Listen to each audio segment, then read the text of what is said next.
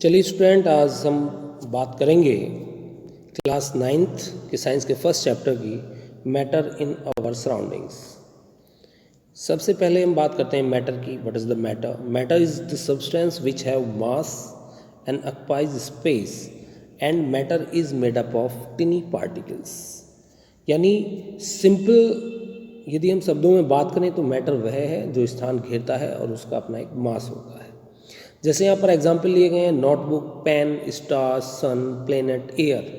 यानी जो भी चीज़ जिसका भी मास है और वो स्पेस को ऑक्युपाई कर रही है वो मैटर है। जैसे हम यहाँ एयर का एग्जाम्पल लें तो हम कैसे एक्सप्लेन करेंगे कि एयर इज़ अ मैटर, जबकि एयर हमको दिखाई नहीं देती है। यहाँ डेफिनेशन में देखें तो यहाँ देखने का कोई मैटर ही नहीं है। यहाँ दो चीज़ मैटर है कि वो स्पेस ऑक्युपाई करना चाहिए और उसका एक मास होना चाहिए। और जो एयर है, यदि हम किसी गाड़ी के टायर की बात करें और उसमें हम एयर को फिलअप करें तो आप देखते हैं कि जो टायर है हमारा वो उसमें एयर भरनी स्टार्ट हो जाती है। और उसका यदि हम वेट देखें, पहले कम था और बाद में उसका वेट ज़्यादा हो जाता है, तो दोनों कंडीशन को एयर फुलफिल कर रही है। एक बैलून्स का एग्जाम्पल आप ले सकते हैं। जब बैलून में एयर को फिल करते हैं तो बैलून क्या हो जाता है? फूल जाता है बैलून, और उसका देखेंगे तो वेट भी चेंज हो जाता है। ठीक है, तो एयर जो है वो एक मैटर है। अब करेक्टरिस्टिक ऑफ पार्टिकल की बात करें तो करेक्टरिस्टिक में सबसे पहला पॉइंट है they are continuously moving. Second point is they have space between them, they attract each other. तो यहाँ बारी बारी से हम हर पॉइंट को एक्सप्लेन करेंगे। सबसे पहले हमारे पास है particle of matter are continuously moving. जो पार्टिकल हैं आपके मैटर के जो पार्टिकल हैं वो कॉन्टिन्यूसली मूव करते हैं। हम ये कैसे एक्सप्लेन करेंगे? Particle possess kinetic energy as the temperature rise, particle move faster because kinetic energy increase. Movement is minimum in solid, more in liquid, maximum in gas. यानी जो पार्टिकल है आपके मैटर के जो पार्टिकल्स हैं वो हमेशा मूव करते रहते हैं। वो सॉलिड में सबसे कम मूव करते हैं, लिक्विड में उससे थोड़ा ज़्यादा मूव करते हैं और गैस में सबसे ज़्यादा मूव करते हैं। यहाँ पर हमने एक एग्जाम्पल लिया है, ये पानी का एग्जाम्पल लिया है हमने। अब आपके पास एक ग्लास में वाटर है, अब एक ग्लास लिया है आपने, उस ग्लास में वाटर है। अब इस वाटर में जैसे ही आप रेड कलर की ड्रॉप डाल रहे हैं तो कुछ देर बाद आप देखते हैं ग्लास वहीं रखा हुआ है, आप उसे हिला भी नहीं रहे हैं, लेकिन धीरे धीरे ग्लास का ये जितना भी पानी है वो सारा कैसे हो जाता है? रेड हो जाता है। इट मीन्स इसके अंदर जो पार्टिकल्स थे उनके अंदर एक काइनेटिक एनर्जी थी। मूवमेंट करने के लिए उनके पास एक एनर्जी थी जिसे हम काइनेटिक एनर्जी कहते हैं। उसी के कारण ये जितने भी आपने मतलब जो रेड कलर की ड्रॉप्स थी वो धीरे धीरे सारे लिक्विड में स्प्रेड हो जाती है। चलिए सर, तो अब हम सेकंड पॉइंट की बात करते हैं, particle of matter having space between them. जो पार्टिकल्स हैं उनके बीच में कुछ ना कुछ स्पेस ज़रूर होता है। The space between the particles. यदि हम इनकी स्पेस की बात करें, सपोज कीजिए आपके पास कोई लिक्विड है, लिक्विड में आपने क्या काम किया, चलो सपोज कीजिए साल्ट डिज़ोल्व किया आपने लिक्विड में, तो आप देखते हैं कि धीरे धीरे जो सॉल्ट है वो सारे लिक्विड में जो उनका खाली स्पेस है वाटर के जो मॉलिक्यूल्स हैं उनका जो वहाँ पे वेकेंट स्पेस है उन सभी में साल्ट के मॉलिक्यूल जाके ऑक्युपाई कर लेते हैं उस स्पेस को। अलग से तो दिखाई नहीं देता, ऐसा तो है नहीं कि एक लेयर लग गई है।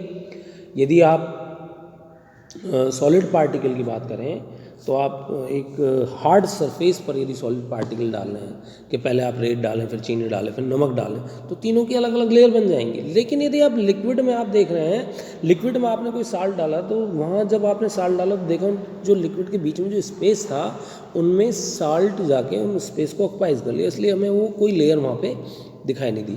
तो particle of matter having space between them. और सबसे ज़्यादा जो कंडीशन होती है वो हमारे पास होती है मिनिमम इन सॉलिड, सॉलिड में सबसे कम स्पेस होता है, मोर इन लिक्विड, लिक्विड में उससे ज़्यादा स्पेस होता है, और मैक्सिमम इन गैस, गैस में जो स्पेस है वो सबसे ज़्यादा होता है। ठीक है, चलिए अब हम बात करते हैं कि number third, particle of matter attract each other. जो पार्टिकल हैं मैटर के जो पार्टिकल हैं वो एक दूसरे को अट्रैक्ट करते हैं। अब इस चीज़ को कैसे एक्सप्लेन करेंगे हम? Force of attraction maximum in solid, intermediate in liquid और नेग्लिजिबल इन गैस। अब हम इन्हें एक्सप्लेन करते हैं कि ये होता कैसे है। तो देखिए, जो पार्टिकल्स हैं उनके बीच में एक फोर्स ऑफ अट्रैक्शन वर्क करता है। सपोज कीजिए आपके पास ये टैप है, इस टैप पर यहाँ आपने अपनी पाम को लगा लिया है, हथेली को लगा लिया है, कोई चीज़ यहाँ लगा दी है, तो यहाँ से जैसे ये पानी वाटर आता है यहाँ से ऊपर से टैप में से जो वाटर आएगा तो उसे आप देखेंगे तो वो वाटर जो है वो 2 उनमें डिवाइड हो जाता है और नीचे आने के बाद वो फिर से जॉइंट हो जाता है। इसका मतलब आपने यहाँ जैसे ही वाटर पर एक रुकावट यहाँ पर शो की, वैसे ही पानी वहाँ से ब्रेक हुआ, लेकिन जैसे ही वो रुकावट हटी वो फिर से पानी नीचे जॉइंट हो गया। तो इसका मतलब क्या था कि जो लिक्विड के जो पार्टिकल्स थे उनके बीच में एक अट्रैक्शन फोर्स वर्क कर रहा था, जिसकी वजह से ये जो टेप का जो वाटर है वो फिर से जाकर नीचे जॉइंट हो गया। यानी particle of matter attract each other, और ये अट्रैक्शन फोर्स ऑफ अट्रैक्शन सबसे ज़्यादा मैक्सिमम होता है सॉलिड में, उसके बाद थोड़ा सा कम होता है लिक्विड में, और गैस में फोर्स ऑफ अट्रैक्शन होता ही नहीं है, दे मूव फ्रीली। ओके, चलिए अब हम बात करते हैं स्टेट ऑफ मैटर की। जनरल वे में जो स्टेट ऑफ मैटर है वो आपके पास 3 टाइप्स के होते हैं। जो मैटर है आपके 3 टाइप के होते हैं, सॉलिड, लिक्विड एंड गैस। यानी कि मैटर को हम 3 पार्ट्स में डिवाइड कर सकते हैं, सॉलिड, लिक्विड एंड गैस। तो इन तीनों की अब हम थोड़ा सा विस्तार से चर्चा करेंगे। तो सबसे पहले हम इनकी शेप की बात करते हैं। जो सॉलिड है उनके पास एक डेफिनेट शेप होती है, सॉलिड जो होते हैं उनके पास एक डेफिनेट शेप होती है। यानी चेयर है, वो चेयर जैसे ही आप रख के जाओगे शाम को आपको ऐसी ही मतलब वो दिखाई देनी है चेयर। लेकिन लिक्विड की यदि हम बात करें, लिक्विड की जो शेप है वो चेंज होती रहती है, वेरी करती है वो। कैसे?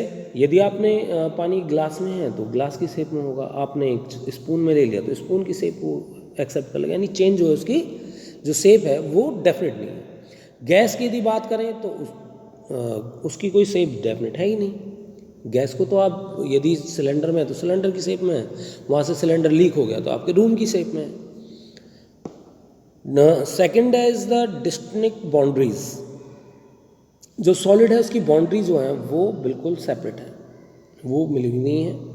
आपका जो लिक्विड है नो डेफिनेट बाउंड्रीज, लिक्विड की कोई डेफिनेट बाउंड्री है नहीं। और gas no definite boundaries, gas की तो कोई बाउंड्री है ही नहीं, ठीक है, वो सभी में जाके सारे में ही स्प्रेड हो जाती है। ओके, अब next is the solid is rigid. वो सॉलिड है, आपने सॉलिड को आप ऊपर से मान लीजिए गिर रहे हैं, सॉलिड को नीचे छत से गिर रहे हैं, सपोज कीजिए, सॉरी फर्श पे किसी सॉलिड को आपने गिरा तो चेयर लुढ़क तो सकती है लेकिन वहाँ से फ्लूड नहीं करेगी, बहेगी नहीं। लेकिन यदि आप लिक्विड की बात करें तो उसमें फ्लूडिटी होती है, उसमें क्या होती है? फ्लूडिटी होती है। यानी आपने एक गिलास पानी यदि फर्श पे डाला तो वो सारे फर्श पे वहाँ फैल सकता है, ठीक है। ऐसे ही गैस है, गैस के अंदर भी फ्लूडिटी होती है, गैस भी बहती है पानी की तरह, हवा की तरह बहती है वो भी, ठीक है।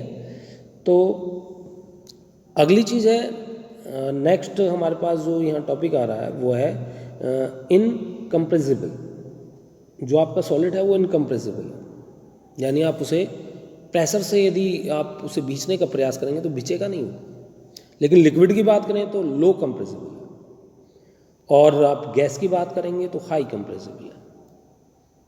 यानी गैस में सबसे ज़्यादा कैपेसिटी है, गैस जितना स्पेस घेर रही है उसको आप बीच कर बहुत ही कम स्पेस में भी स्टोर कर सकते हैं गैस को। यही रीज़न है कि जो 14 लीटर का आपका घर में जो यूज़ होने वाला गैस सिलेंडर है उसकी जो गैस है यदि वो लीक हो जाए तो पूरे रूम में वो फैल सकती है। अगला हमारे पास सॉलिड का एक डेफिनेट वॉल्यूम होता है, जो सॉलिड है उसका डेफिनेट वॉल्यूम है, लिक्विड का कोई डेफिनेट वॉल्यूम है नहीं, ठीक है। आपके पास गैस का भी कोई डेफिनेट वॉल्यूम नहीं है। ओके, अब नेक्स्ट टॉपिक की बात करते हैं। अब हमारे पास है change of state, change of state. अब सॉलिड, लिक्विड और गैस एक दूसरे में चेंज हो सकते हैं, उसकी 2 कंडीशन हमारे पास है, by changing temperature and by changing pressure. तो हम देखें, यदि आप हमारे पास पहले टेम्परेचर की बात कर लेते हैं। सॉलिड यदि लिक्विड में चेंज कैसे हो सकता है? सॉलिड का यदि आपने टेम्परेचर राइज किया है यहाँ पे, ठीक है, यदि टेम्परेचर आपने राइज कर दिया तो सॉलिड लिक्विड में चेंज हो जाएगा। अब लिक्विड को फिर से आपने हीट कर दिया तो लिक्विड काय में चेंज हो जाएगा? टेम्परेचर यहाँ भी आपने राइज किया तो ये फिर से गैस में चेंज हो जाएगा। इन टेम्परेचर चेंज करने से इनकी स्टेट चेंज होती रहती है। यानी सॉलिड का टेम्परेचर बढ़ाया वो लिक्विड में चेंज हो गया, और लिक्विड का टेम्परेचर बढ़ाया आपने वो गैस में चेंज हो गया। इस प्रकार से ये चेंजेस चलते रहते हैं।